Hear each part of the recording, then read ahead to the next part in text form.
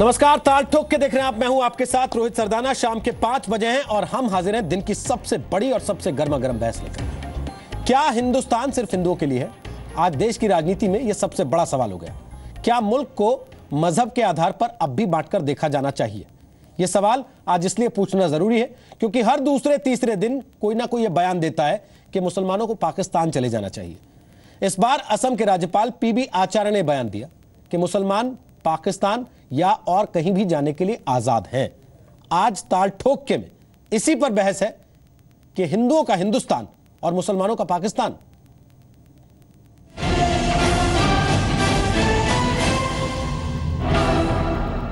Hindus can come to India, wherever it may be. Hindustan is for Hindus.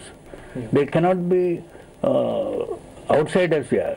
They are refugees and they are given the citizenship. Nothing wrong in that.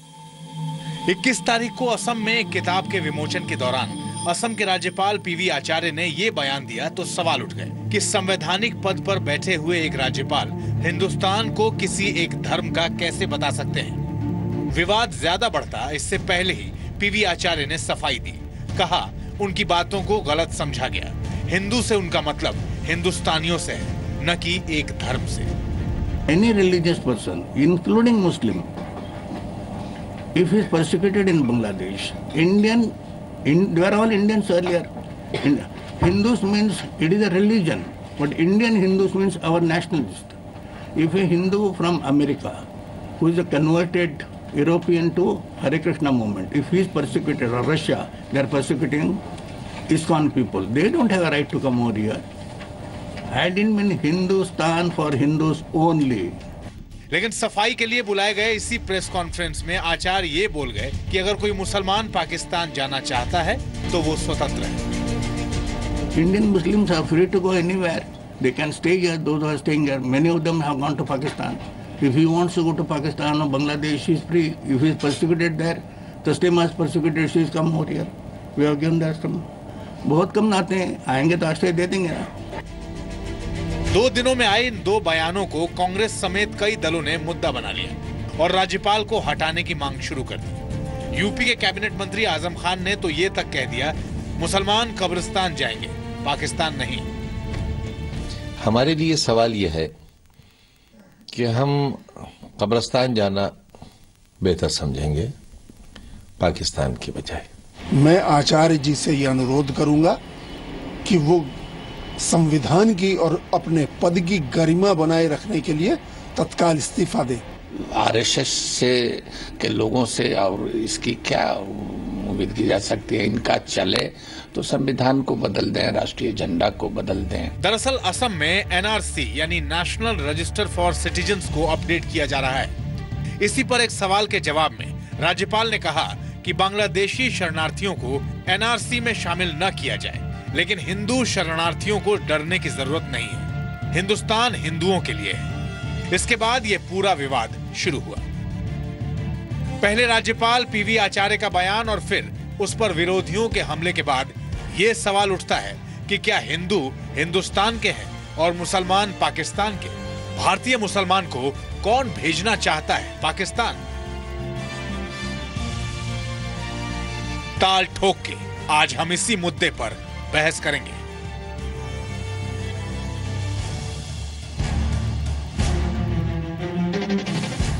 तो आपको बता दें कि ताल ठोक के आज बात करने के लिए हमारे साथ कौन कौन से खास मेहमान हैं। हमारे साथ हैं कांग्रेस से प्रेमचंद मिश्रा, प्रवक्ता हैं पार्टी के। हमारे साथ हैं बीजेपी से संबित पात्रा, भी प्रवक्ता हैं पार्टी के। हमारे साथ प्रफुल्ल केतकर हैं जो कि एडिटर हैं ऑर्गेनाइजर अखबार के। और मेरे साथ मौलाना अतहर हुसैन देहलवी हैं जो कि चेयरमैन हैं अंजुमन रसूल मिन्हाज के। अक्सर आप उनको टीवी पर हमारे साथ इस कार्यक्रम में चर्चा में देखते हुए हैं। स्वागत है देहलवी आपका भी। तो सबसे पहला सवाल देहलवी साहब मैं आप ही से पूछना चाहता हूं, जो बात आज पीबी आचार्य कह रहे हैं कि भारत के मुसलमान पाकिस्तान जाने के लिए आजाद हैं, यह बात तो 1947 में मोहम्मद अली जिन्ना और जवाहरलाल नेहरू ने कह दी थी। तो आज उस बात को लेकर लोगों को इतना बुरा क्यों लगता है? नहीं, देखिए ऐसा है, 1920 का जो रेजोल्यूशन था, अगर आप उसको मालूम होगा, और गूगल इस वक्त हर चीज़ को बताने के लायक है, हमने उस वक्त भी 2 नेशन थ्योरी को सरिये से नकार दिया था 1403 साल भारतीय मुसलमानों को 14 सदियां गुजर चुकी हैं इस देश के अंदर, और भारत के बंटवारे का जिन लोगों ने समर्थन किया या जो आज कर रहा है, ना हमने कल उनका समर्थन किया था, ना हम उनका आज समर्थन करेंगे। लेकिन मैं रोहित पहले तो आपको मुबारकबाद देता हूं कि आपने एक ऐसे मुद्दे पर चर्चा रखी। साथ ही मैं कहना चाहूंगा कि 26 नवंबर को माननीय प्रधानमंत्री ने पूरे भारत में संवैधानिक दिवस मनाने की बात कही है। क्या वजह है कि प्रधानमंत्री का बयान दिए हुए 24 घंटे नहीं गुजरते और उनके बयान को जहां एक तरफ पूरी आसियान के लोगों ने ताली पीट पीट के सीना ठोक के कहा कि हाँ, भारत के प्रधानमंत्री ने जो बात कही है विश्व के लिए एक आईना है। अभी बयान दिए हुए 24 घंटे नहीं गुजरे थे कि भारत में संवेदनशीलता रहेगी, भारत के लोगों को बराबरी रहेगी, कि आचार्य वर्ग का यह बयान आ जाता है। राजस्थान के गवर्नर कहते हैं कि जनगण मन में से फला शब्द निकाल दिया जाए, राम नायक कहते हैं कि फला चीज मुझको पसंद नहीं है। सवाल यह है कि संविधान की गरिमा की जो बात प्रधानमंत्री कर रहे हैं, कहीं ना कहीं उनके साथ या उनके जो लोग हैं वही उस गरिमा को खराब कर रहे हैं। हम इससे ना विचलित होते हैं। इसका मतलब ये है, बात है उनको कहने का पूरा अधिकार है। इसका मतलब ये है कि 1920 से जो बात आप कह रहे थे उस वक्त कांग्रेस ने आपकी नहीं सुनी, मुस्लिम लीग ने आपकी नहीं सुनी जी, आज बीजेपी आपकी नहीं सुनती, यही कह रहे हैं ना आप? बिल्कुल। देखिए ये तथ्य है कि ये इंडियन मुस्लिम लीग के साथ साथ हिंदू महासभा ने इस बात के लिए पूरा प्रस्ताव रखा था और ये खत मौजूद हैं कि हाँ, भारत का बंटवारा धर्म के आधार पे होना चाहिए। लिहाजा जो लोग कल धर्म के आधार पे भारत का बंटवारा चाहते थे वो लोग आज भी चाहते हैं। लेकिन इस देश का हिंदू, मैं जो संबित पात्रा कहते हैं मैं उस बात को ही एडमिट करता हूं, इस देश का हिंदू सहनशील है, इस देश का हिंदू उदार है, इस देश का मुस्लिम उदार है। इसलिए 14 सदियां गुजर गई हैं, जो जहां रह रहा था वहीं रह रहा है, दरिया सूख गए हैं, पहाड़ अपनी जगह से हिल गए हैं, लेकिन भारत की सहनशीलता और एक दूसरे का सम्मान आज भी कायम है। किसी आचार्य सर, लेकिन मेरा फिर एक सवाल है संबित पात्रा कि जब इस देश में आजादी की लकीर खींच दी गई धर्म के आधार पर, तो आज फिर लोगों को इस बात का बुरा क्यों लगता है कि हमको इधर जाने के लिए कह दिया, हमको उधर जाने के लिए कह दिया? ये तो संविधान की किताब के अस्तित्व में आने से पहले लिखा दिया गया इस देश के लोगों के जहन में। जो लोग मेरे परिवार के जैसे उठकर आए पाकिस्तान के उधर से अपना घर परिवार जमीन जायदाद छोड़कर, वो अगर इधर आ गए और जो वहां रह गए वो कैसा जीवन जी रहे हैं, पूरी दुनिया इसको देख रही है। ऐसे में यहां पर रहे लोगों को अगर यहां से शिकायतें हैं, वो ये कहते हैं कि हम यहां पर नाखुश हैं, तो दूसरे फिर यही कहेंगे उनसे कि ठीक है वहीं चले जाइए जहां आपको खुशी मिलती हो। देखिए रोहित जी, मैं 2-3 बात बता दूं। पहली बात तो है वो गवर्नर हैं आचार्य साहब, और गवर्नर का मैं या कोई भी हमारे पार्टी से उनका प्रवक्ता नहीं हो सकता है, वो संवैधानिक पद है, वो स्वयं अपने विषय में अपने ही कहेंगे, वो पार्टी के पोस्ट में नहीं है, वो संवैधानिक पोस्ट में है। दूसरी बात है, मैंने पूरे इस न्यूज़ को देखा, उनके बयानों को सुना, मुझे लगता है 2 बातें हुई हैं। उन्होंने जो रेफ्यूजी लॉ है, रेफ्यूजी लॉ में जो नेचुरल, आप देखिए एक इंडिया और इजराइल एक फॉलो करती है natural home for the refugees. Bharat मानता है कि नेचुरल होम इंडिया में, चाहे हमारे देश के आसपास पाकिस्तान हो, बांग्लादेश हो, श्रीलंका हो, यहाँ किसी भी धर्म के लोग अगर प्रताड़ित होते हैं, खास करके अगर हिंदू प्रताड़ित होते हैं, तो उनके लिए इंडिया नेचुरल होम है, वो यहाँ रिटर्न कर सकते हैं। उस विषय को रखते रखते थोड़ा भटक गए और कुछ ऐसी बातें उसको बचाने में कह गए जो डिबेट की टॉपिक बन गए। अगर उन्होंने कहा कि कुछ लोगों को जो यहाँ खुश नहीं है पाकिस्तान चला जाना चाहिए, मुझे लगता है मैं इससे बिल्कुल, या बीजेपी का कोई भी इससे सहमत नहीं है। किसी को पाकिस्तान नहीं जाना चाहिए, ये देश मेरा भी उतना ही है जितना दिल्ली साहब का है। एक चीज उन्होंने कहा कोई चाहे तो जा सकता है, जाने के लिए स्वतंत्र है, चला जाए ऐसा मुझे लगता नहीं कि उन्होंने कहा, और अगर कहा तो शायद फिर उन्होंने सफाई भी दी उस पर। बिल्कुल। तो अब आप ये तय कर लीजिए कि देखिए मैं बता रहा हूं, वो कहना कुछ और चाहते थे। मैं बड़े स्पष्टता के साथ और न्यूट्रलिटी के साथ एकेडमिक पॉइंट ऑफ व्यू रख रहा हूं। जब वो रजिस्टर बन रहा था, पॉपुलेशन रजिस्टर आसाम का बन रहा था, स्वाभाविक रूप से उसमें यह प्रश्न आया कि जो बांग्लादेश से कुछ हिंदू लोग प्रताड़ित होकर आए हैं, क्या उनको हिंदुस्तान का सिटीजनशिप, हिंदुस्तान में रेफ्यूजी का स्टेटस मिलना चाहिए? तो उन्होंने कहा होगा कि जो नेचुरल होम मान के उनको यहां अलाउ करना चाहिए। 21% जो हिंदू बांग्लादेश में रहे हैं वो अब घट के 8% हो गए हैं, वहां बड़ा प्रताड़ना सहना पड़ रहा है, तो यहां वो नहीं आएंगे तो वो कहां जाएंगे? पर फिर उस विषय समुदाय में ऐसा घालमेल हो गया है और हमारा एक तासीर बन गया है, हमारा रोहित जी हमारा एक तासीर बन गया है कि रोज शाम को वो हिंदू मुस्लिम और पाकिस्तान वाला डिबेट हमें करना है। मैं इसी चीज पर आना चाहता हूं संबित पात्रा, मैं इसी चीज पर आना चाहता हूं कि कोई भी नेता किसी बात को कहता है उसको किसी और पर्सपेक्टिव में सामने रखकर उसको बहस का विषय क्यों बनाया जाता है। प्रेमचंद मिश्रा, ये बात इसमें कहां से आ जाती है? जब बात 1947 में तय हो गई कि हिंदुओं का हिंदुस्तान, मुसलमानों का पाकिस्तान, तो आज ये बात इसमें कहां से आ जाती है कि गवर्नर साहब जो है सारे मुसलमानों को पाकिस्तान भेज देना चाहते हैं, या वो ये कह रहे हैं कि जाइए पाकिस्तान चले जाइए? इसका बेहतर जवाब तो गवर्नर साहब खुद दे सकते हैं, या फिर गवर्नर साहब जिस पृष्ठभूमि से आए हैं, जो प्रशिक्षण लेके उन्होंने बाल्यकाल से अपने आप को प्रशिक्षित किया है, शिक्षित किया है, दीक्षित किया है, या उनसे पूछना ज़्यादा बेहतर होगा। मैं समझता हूँ एक गंभीर प्रश्न ये आज सामने आना चाहिए, इस रूप में हमें लेना चाहिए इसे, कि संवैधानिक पदों पर बैठे लोग, पॉलिटिकल पार्टी के लोग, विभिन्न संस्थाओं के लोग, सरकार के मंत्री, एमएलए, एमपी, विपक्ष के लोग जो इस तरह के बयान देते हैं, तो उसको आप अलग अलग बाइफरकेट करना चाहिए, तो उसकी आलोचना हो जाती है। लेकिन अगर कॉन्स्टिट्यूशनल पोस्ट पर बैठा आदमी कोई इस तरह का बयान दे जिससे लगे कि समाज में कहीं न कहीं तनाव बढ़ सकता है, या एक दूसरे के प्रति मिसट्रस्ट पैदा हो सकता है, या किसी के देश के प्रति वफादारी पर आप अकारण संदेह खड़ा कर रहे हैं, तो ये एक गंभीर प्रश्न है। और मैं समझता हूँ कि माननीय प्रधानमंत्री जी को, इवन राष्ट्रपति महोदय को ऐसे प्रश्न पर इमीडिएट हस्तक्षेप करना चाहिए। सर, मैं आपको थोड़ा पीछे ले जाना चाहता हूँ, थोड़ा सा पीछे ले जाना चाहता हूँ आज से। अगर आपको याद हो, बीफ का जब मसला चल रहा था, इंजीनियर राशिद साहब एक निर्दलीय विधायक हैं जम्मू कश्मीर के, उन्होंने बीफ पार्टी के बैनर पोस्टर लगाए, उसके बाद हंगामा हुआ, झगड़ा हो गया। उस दिन जम्मू कश्मीर के पूर्व मुख्यमंत्री उमर अब्दुल्ला ने बड़े खुले तौर पर एक बात कही थी। उन्होंने कहा कि यहां हमारी आबादी ज्यादा है तो यहां के कानून हमारे हिसाब से बनेंगे। ऐसी स्थिति में क्या आपको नहीं लगता कि उस दिन आप लोगों को उनके बयान की आलोचना करनी चाहिए थी, निंदा करनी चाहिए थी, और उनको यह बताना चाहिए था कि बॉस ये देश एक सेक्युलर देश है, उसमें आप ये बात कहकर कि हमारी आबादी ज्यादा है या इनकी आबादी ज्यादा है, कानूनों का बाइफरकेशन नहीं करा सकते। लेकिन किसी ने निंदा नहीं की। मैं सहमत हूं आपके, नहीं तो किसी ने क्या हमने समर्थन किया था, क्या हमने स्वागत किया था? क्या प्रश्न ये है, आप बहस को अगर कहीं और डायरेक्शन में ले जाना चाहते हैं तो आपकी स्वतंत्रता है, आपका अधिकार है। लेकिन आज प्रश्न इस पर जहां पर आप डिबेट कर रहे हैं उस पर रखिए कि आखिर ये क्या वजह है कि पिछले दिनों इस तरह की प्रवृत्ति क्यों बढ़ी है, इस तरह के बयान क्यों आते हैं? क्या प्रधानमंत्री का या शासन के स्तर पे या पार्टी नेता के स्तर पे क्या कंट्रोल खो रहे हैं?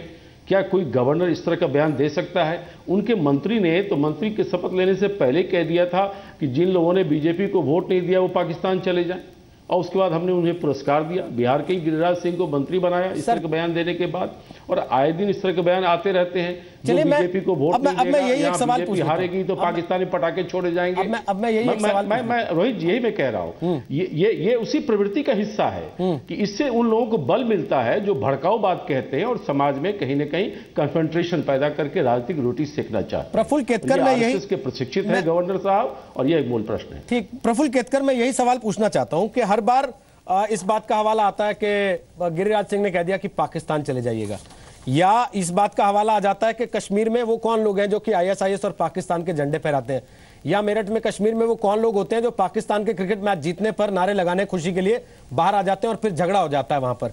मैं उन सारी चीजों को इतर करते हुए ये पूछना चाहता हूं कि इस सब के बावजूद इस देश में जब आजादी की लकीर खिंच गई, जब ये तय हो गया कौन किधर जाना चाहता है, किधर आना चाहता है, आ गया, चला गया, सेटल हो गया, उसके बाद कितने मुसलमान इस देश से पाकिस्तान रहने के लिए चले गए या भेज दिए गए या उनको मजबूरन भागना पड़ा क्योंकि यहां उनके लिए परिस्थिति खराब थी? कोई आंकड़ा है इसका, कोई डेटा है? मुझे लगता है रोहित, ये प्रश्न जो यहां से उठकर पाकिस्तान गए थे उनको पूछना चाहिए कि उनकी वहां पे हालत क्या है। मुझे लगता है संविधान का सबसे बड़ा अपमान यह है कि संवैधानिक पदों पर बैठे हुए व्यक्तियों के बयानों पर गंदी राजनीति करना। महामहिम राज्यपाल ने असम के साफ किया है, जब वो ये कहते हैं कि जहां पे भी रिलीजियस परसिक्यूशन होता है, किसी भी कम्युनिटी का होता है, उनका भारत में स्वागत है। तो मुझे लगता है कि भारत की जो परंपरा है एक्सेप्टेंस की, उसी को वो दोहरा रहे हैं, वो जो सदियों से चली आ रही है। जहां जब पारसी आए, क्रिश्चियन आए, जो भी आए, उनका हमने उसी तरह से स्वागत किया और इस मिट्टी से उनको जोड़ा है। दूसरा महत्वपूर्ण मुद्दा, जिस प्रश्न पर वो उत्तर दे रहे थे, वो प्रश्न स्पेसिफिक था, वो असम के जो नेशनल रजिस्टर्ड है सिटीजनशिप का, उससे जुड़ा हुआ था। और हमें यह पता होना चाहिए कि बांग्लादेश में जहां पे 22% हिंदुओं की जनसंख्या थी, वो 8% से भी कम हो गई है। अभी हाल ही में सुप्रीम कोर्ट में जो एक कमीशन, 1 पर्सन कमीशन अपॉइंट किया था, उपमन्यु हजारिका कमीशन, उसने भी अपनी रिपोर्ट में इसको अधोरेखित किया है। ऐसे में परसिक्यूशन के मामलों पर जब वो ये कहते हैं कि कुछ व्यक्ति ऐसे हैं कि यहां पे समस्या उनको पिछले दिनों मणिशंकर अय्यर जी ने भी बयान दिया, उस पर क्यों नहीं बोलते? दुख्तरा ने मिल्लत की जो ये लेडी है, वो वहां पर 14 अगस्त को झंडा फहरा के कहती है कि हमारा सपना पाकिस्तान में शामिल होना है। ऐसे लोगों के लिए है, उनका धिक्कार क्यों नहीं किया जाता? पिछले दिनों कहकर और आरएसएस का नाम लेकर गंदी राजनीति करना और हर सवाल को हिंदू मुस्लिम पर, भारत पाकिस्तान पर लेकर जाना, ये गंदी राजनीति से हम इस मानसिकता से हमें निकलना होगा और संवैधानिक सम्मान करना सीखना होगा। इन बयानों पर राजनीति अध्ययन करना नहीं है किसी का भी बयान को आप सर, यहाँ किसी का भी तुलनात्मक अध्ययन करने की मंशा है नहीं। एक चीज एक करके बोल ले। देलवी साहब आप बोलिएगा पहले, प्रेमचंद मिश्रा अपनी बात पूरी करें। एक मिनट मिश्रा जी आप बोल लीजिए पहले, फिर देलवी के पास जाओ। ऑर्गेनाइजर के एडिटर हैं। हाँ, थैंक यू। आप एडिटर हैं ऑर्गेनाइजर के, आप आरएसएस के प्रवक्ता के रूप में नहीं, आप एक संपादक के रूप में बात करिए। ये अपेक्षा हम लोग रख सकते हैं आपसे। आप मनीष शंकर अय्यर एक इंडिविजुअल व्यक्ति, कांग्रेस में ठीक है उठे, आप मिसकोट करते हैं ऑर्गेनाइजर को, मैं तो दावा ही नहीं करता मैं आरएसएस का प्रवक्ता। सुनिए ना, सुन लीजिए ना। आप गवर्नर, आप कल्पना करिए एक कॉन्स्टिट्यूशनल पोस्ट पर बैठा आदमी, आज भी जो उन्होंने स्पष्टीकरण दिया है तो उन्होंने कहा है कि हाँ, अगर मुसलमान चाहे तो अभी भी वो पाकिस्तान जा सकते हैं। ये मनसा क्या है? चुनाव हारेंगे हम तो लोग पाकिस्तान में पटाखे फोड़े जाएंगे, इस तरह की मनसा क्या है? मेरा सवाल आ गया ना फिर वापस मिश्रा जी मेरा सवाल ये है कि पिछले 1.5 साल में सही, मई 2014 के बाद से आज तक कितने लोगों को पाकिस्तान भेज दिया गया पैक करके इस देश से? और रिलीजियस परसिक्यूशन का मुद्दा, इंटॉलरेंस का मुद्दा, एक सेकंड रोहित जी, और इंटॉलरेंस का मुद्दा बेहतर सवाल है। एक सेकंड मुझे कोई ये बता दे कि पिछले 1.5 साल में नरेंद्र मोदी की सरकार बनने के बाद से कितने मुसलमानों को टिकट कटाकर पाकिस्तान भेज दिया गया? किसी के पास है आंकड़ा? ये किसी की हैसियत नहीं है, ये किसी की हैसियत नहीं है। जानते हैं कि किसी की हैसियत नहीं है, आप मानते हैं, तो फिर इस चीज को लेकर नारा क्यों लगाना हर बैठकर?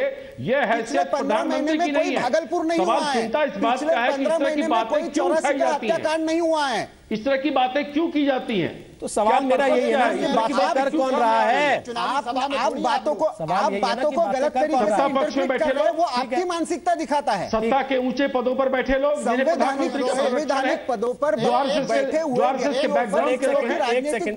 एक तमाम वो लोग हैं, एक एक करके बोल लीजिए।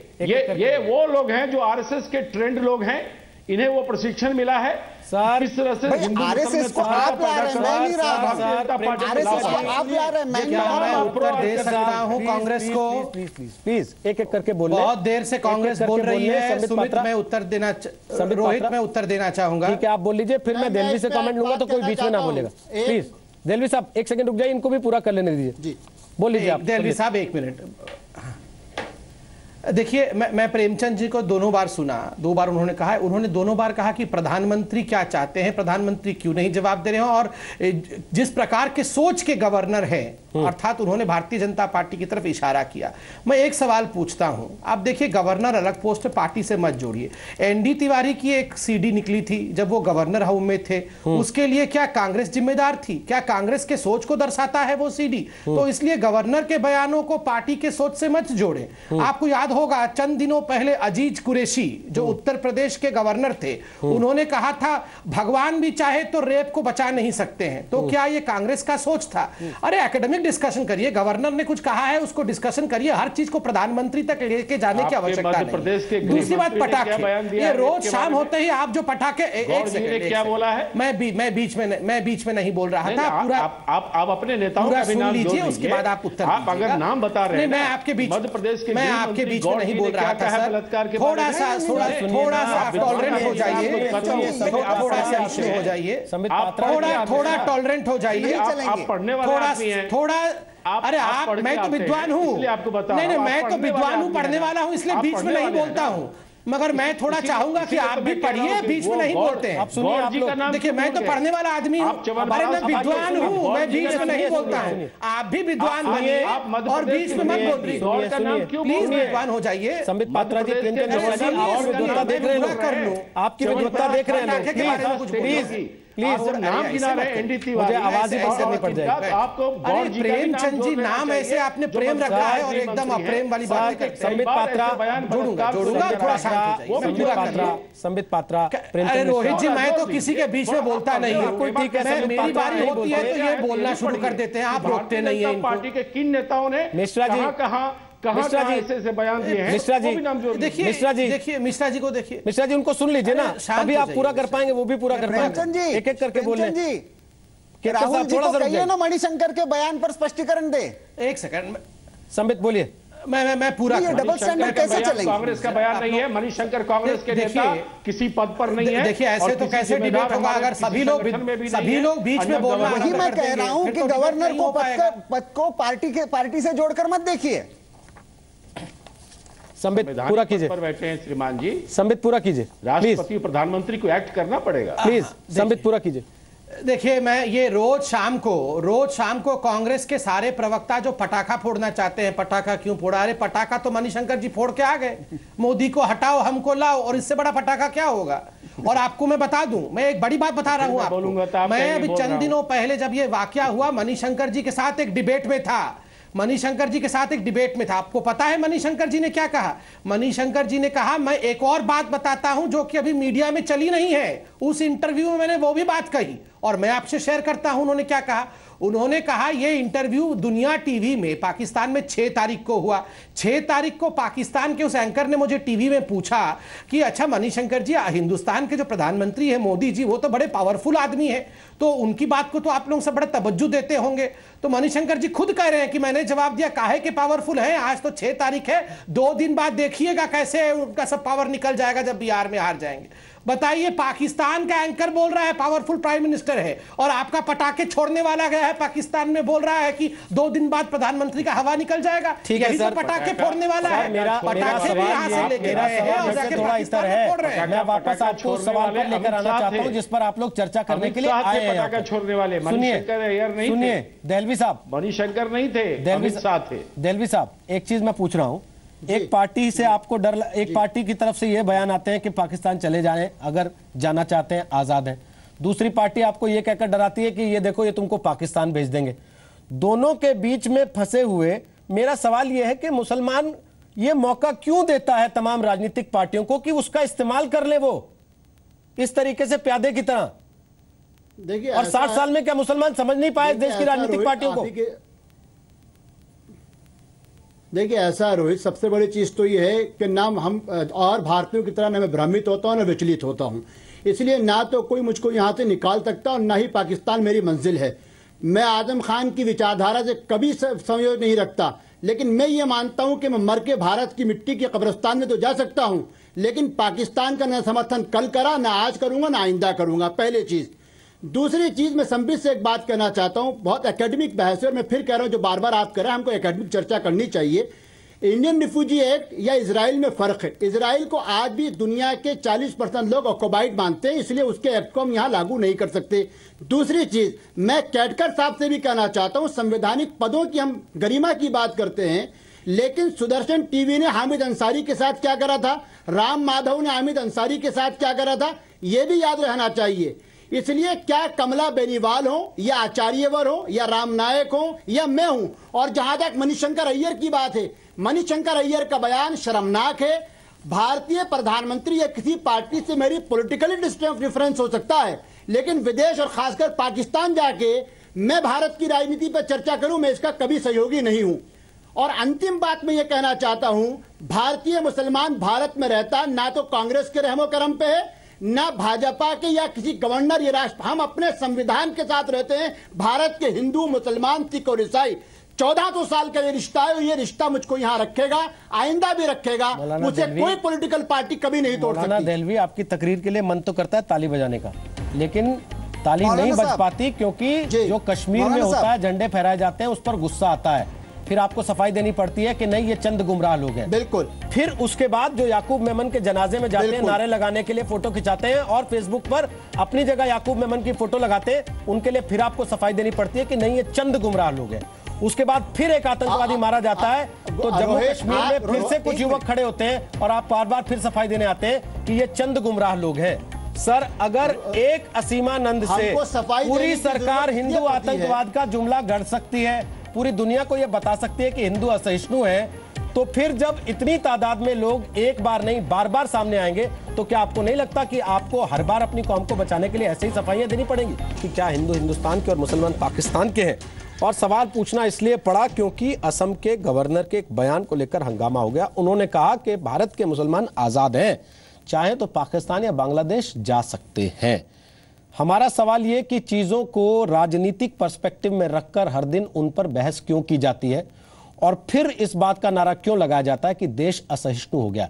क्या राजनीतिक पार्टियों को भी बातों को, बयानों को सही पर्सपेक्टिव में पेश नहीं करना चाहिए? और चर्चा को आगे बढ़ाऊं उसके पहले सभी मेहमानों से एक निवेदन कर रहा हूं। दर्शक हमारे लगातार ये कह रहे हैं कि जब एक मेहमान अपनी बात रख रहा हो तो दूसरे की आवाज कम से कम म्यूट कर दें ताकि उनकी बात सुनाई दे पाए। तो मैं आप सबसे निवेदन करूंगा कि सब एक एक करके अपनी बात रखें। किसी को कुछ भी तथ्य रखना है वो एक की बात खत्म होने के बाद अपनी बात रख ले। ब्रेक के पहले मौलाना देहलवी, मैंने आपसे ये बात कही थी कि आपकी बातें सुनकर ताली बजाने का मन करता है, लेकिन फिर रुक जाता हूं क्योंकि एक के बाद एक ऐसे उदाहरण सामने आते हैं जहां आप अपने को यह कहकर बचा ले जाते हैं कि ये कुछ गुमराह मुसलमान हैं जो कश्मीर से भटककर, मुंबई से भटककर बिल्कुल सीरिया तक पहुंच जाते हैं, इराक तक पहुंच जाते हैं, पेरिस तक भी पहुंच जाते हैं, लेकिन एक असीमानंद या फिर एक अखलाक की मौत से आप पूरे देश को असहिष्णु साबित करने का कोई मौका नहीं चूकते।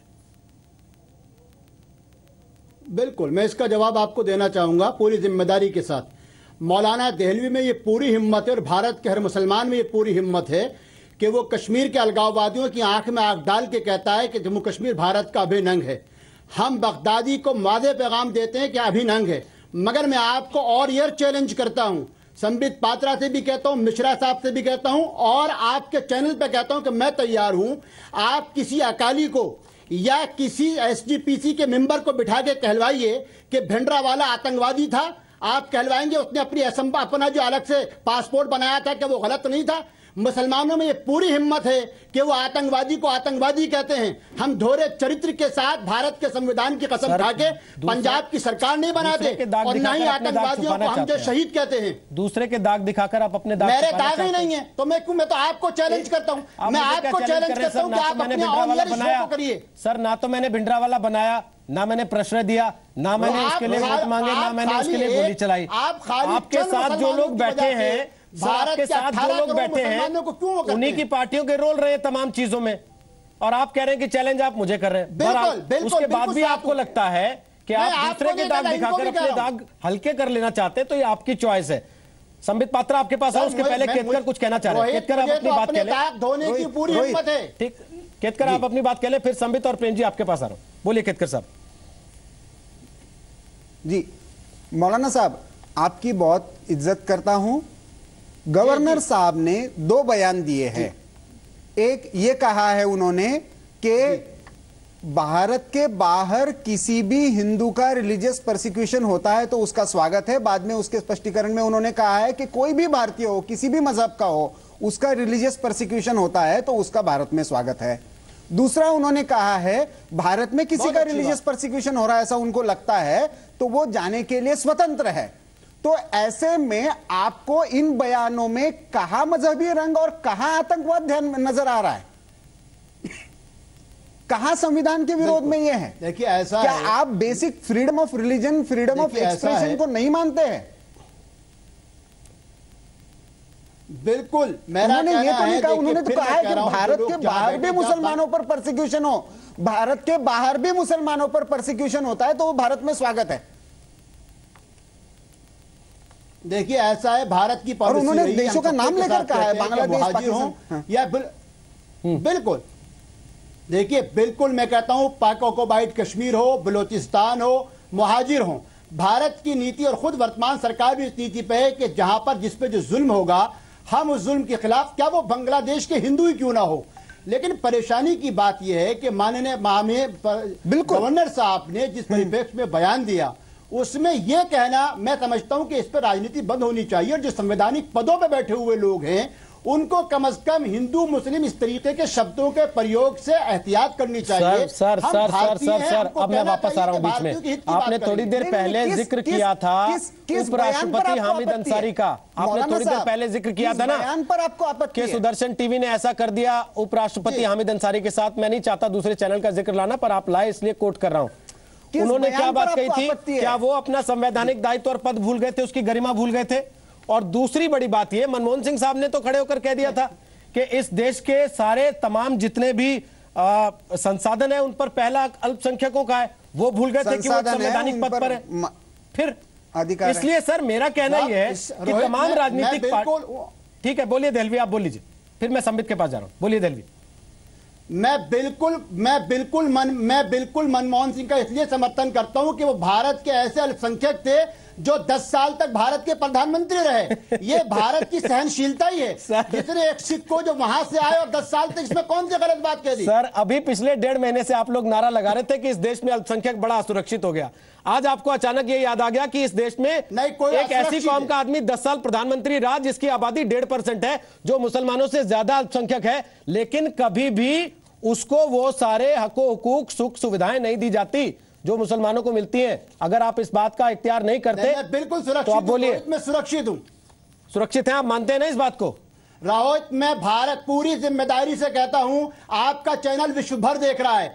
भाजपा, कांग्रेस, आरएसएस, हम सब के वैचारिक मतभेद हो सकते हैं, लेकिन विश्व भर के अंदर ये बात मैं आपसे नहीं कह रहा, हमेशा से कहता हूं और आपको मालूम होगा, आप ही के चैनल ने इस बात को चलाया था कि पाक ऑक्युपाइड कश्मीर के लोग भी जानते हैं कि सरकार किसी की भी हो, लेकिन भारत पाकिस्तान से ज्यादा सुरक्षित है। और वो सुरक्षित किसी सरकार या पार्टी के निर्भर पे नहीं, अब भारत के हिंदू और मुसलमानों की एकता की वजह से। अब देखिए दिक्कत यह है कि पाक ऑक्युपाइड कश्मीर में रहने वाले देखते हैं, समझते हैं, अपने देश में रहने वाले नहीं समझते। इसलिए 1.5 महीने से इसी बात पर बहस होती है कि हमारे देश में असहिष्णुता बढ़ गई। और हम खुशी मनाते हैं कि देखिए लंदन के एक चैनल के रिपोर्टर ने हमारे प्रधानमंत्री से सवाल पूछ दिया, तुम्हारे देश में क्या हो रहा है? प्रेमचंद मिश्रा आप बोलिए, फिर संबित पात्रा के पास जा रहा हूं। बिल्कुल। देखिए, मैं समझता हूं कि जो जिम्मेदार पदों पर बैठे लोग हैं, चाहे वो राजनीतिक दल में हो, सरकार में हो या संवैधानिक पदों पर हो, उन्हें निश्चित तौर पे बहुत ही जिम्मेदारी पूर्वक अपनी बातों को रखनी चाहिए, क्योंकि उन बातों का फिर प्रतिक्रिया होने लगती है।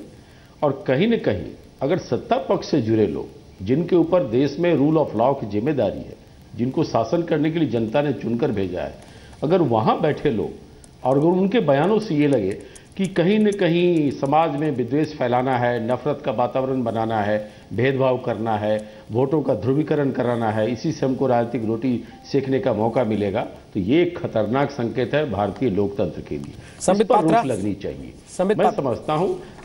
मैं समझता हूं गवर्नर साहब या तो अपने बयान पर खेद प्रकट करें या गवर्नर साहब को वापस बुला लेना चाहिए। यह बयान माफी लायक नहीं है। संबित बोलिए, वो कह रहे हैं बयान माफी लायक नहीं है उनका। देखिए, मैं सबका मैंने सुना है, मैं थोड़ा उत्तर दे दूं। पहले तो देखिए, दहलवी साहब का मैं बड़ा सम्मान करता हूं, लगभग रोज हम बैठते हैं डिबेट में, मगर ये दूसरा ओकेजन है जब दहलवी साहब ने सिख समाज को कटघरे में खड़े करने की कोशिश की है। और मैं दहलवी साहब से यही कहूंगा कि आपको ऐसा नहीं करना चाहिए। आपने भी कहा कि हिंदुस्तान का मुस्लिम दोहरा चरित्र नहीं रखता है, सिखों नहीं, आपने सिख पूरा एक सिख इसके लिए कहा कि आप वो जो है आतंकवादियों को आतंकवादी कहने का बिल्कुल, आप भी कह रहे हो, अकाली हो या आपने अकालियों इन को जनरल पूरे कहा सिख कि समुदाय सारा में मुसलमान, अकालियों को।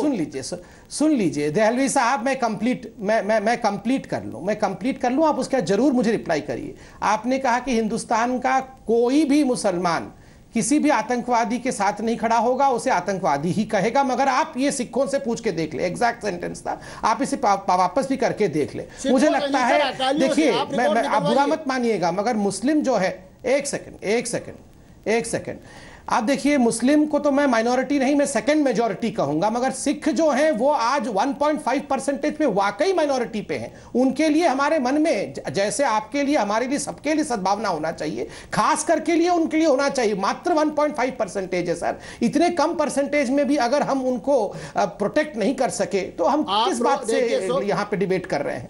दूसरी बात आप देखिए, मैं आपका बहुत आदर सम्मान हो गया, मैं बाकी विषय रख लूं, आप बताइए। उसका उदाहरण दे रहे हैं, आप रिकॉर्ड निकलवाइए।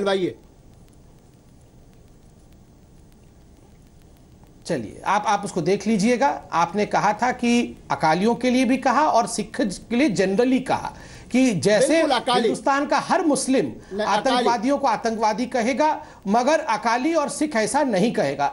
अकाली भी मत कहिए, मैं तो कहूंगा किसी को, कोई आतंकवादी को इस देश में प्रश्रय नहीं देगा। आप सुनिए, कोई भी आतंकवादी को इस देश में प्रश्रय नहीं देगा। जनरल लाइन रखिए, इसको आप डिवाइड मत करिए रिलीजन लाइन में, किसी रिलीजन के साथ इसको जोड़ के मत देखिए।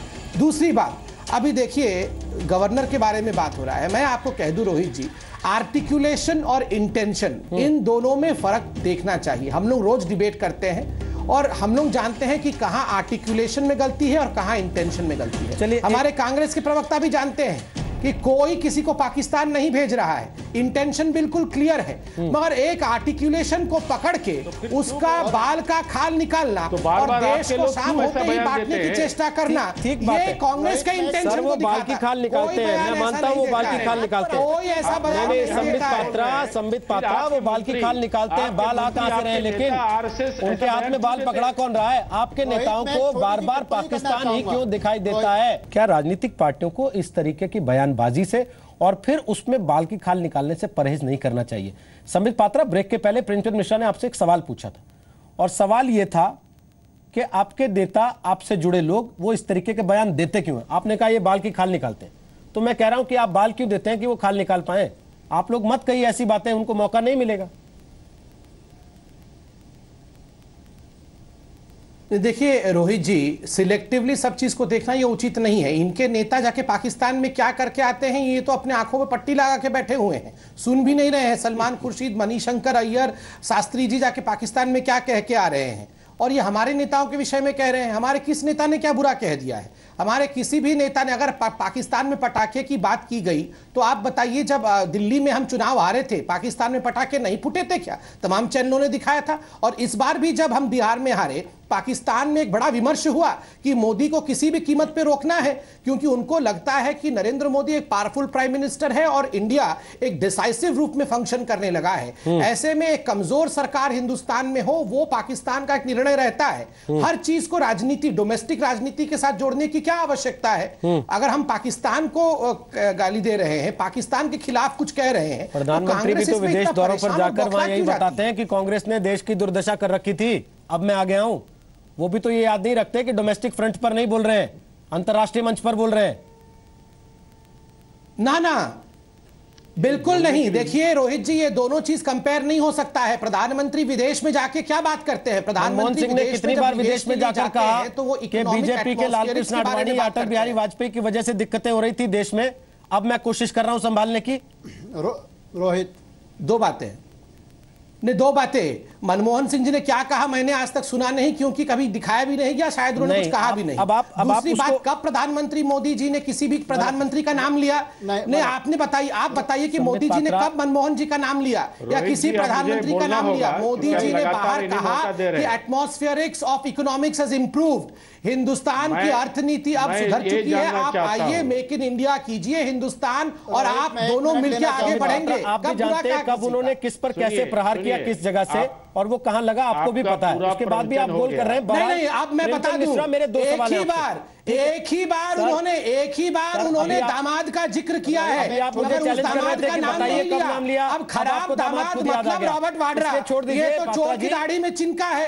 नहीं, दामाद का ना उन्होंने जनरल दामाद के बारे में बोला। बताइए, कोई भी खराब दामाद मतलब रॉबर्ट वाड्रा। आप बताइए, इसलिए रुक जाइए। आप बताइए, उन्होंने कहा दामाद, बेटा, बेटी, ये सब नेपोटिज्म करते हैं। अब कोई भी दामाद खराब हो तो वो रॉबर्ट वाड्रा हो, इसमें हमारी गलती थोड़ी है। प्रेमचंद मिश्रा, लास्ट कमेंट चाहता हूं आपसे। एक सवाल ये है, एक तो आप इनकी बात का जवाब देना चाहते हैं, आप दे दीजिएगा, पर मेरा सवाल ये भी है सर कि सेक्युलरिज्म का मतलब होता है कि देश में सब धर्मों को बराबर से फलने फूलने की आजादी मिले, इजाजत मिले। सेक्युलरिज्म का ये मतलब क्यों हो गया कि अल्पसंख्यकों का तुष्टीकरण हो और बहुसंख्यकों की हम परवाह नहीं करते?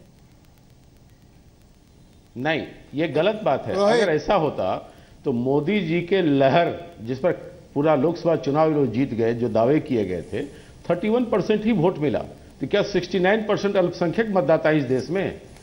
69% अल्पसंख्यक मतदाता नहीं है इस देश में। जो अधिकांश बहुसंख्यक हिंदू हैं वो सेकुलर मिजाज के हैं, और उनके साथ और माइनॉरिटी वर्ग के जो भी लोग हैं वो भी सेकुलर मिजाज के हैं। ये जो हार्डलाइनर पॉलिटिक्स ये लोग कर रहे हैं ना, टीवी में कुछ बोलना, बाहर कुछ बोलना, देश के अंदर कुछ बोलना, विदेश में जाके कुछ बोलना, ये लोग अब समझ गए हैं। ये पटाखे की बात कर रहे हैं, पाकिस्तान में क्यों पटाखा फूटेगा बिहार हारने पर? भाई राहुल गांधी ने क्या क्या बोला था, विकीलीक्स ने दिखाया था ना सर, विकीलीक्स ने निकाले थे ना राहुल गांधी ने, क्या बोला था? जिन मुद्दों पर प्रधानमंत्री ने संसद में खड़े होकर बोल दिया भगवा आतंकवाद, हिंदू आतंकवाद। आप कहीं न कहीं नहीं, हाँ बिल्कुल आतंकवाद है, चाहे वो हिंदू हो या मुसलमान। सर आपने रंग में रंगा था ना उसको, कम्युनिटी को। उसके पहले तो किसी ने नहीं कहा इतने वर्षों में कि हर आतंकवाद होता है, आप लोगों ने लेकिन भगवा जरूर तलाश लिया था।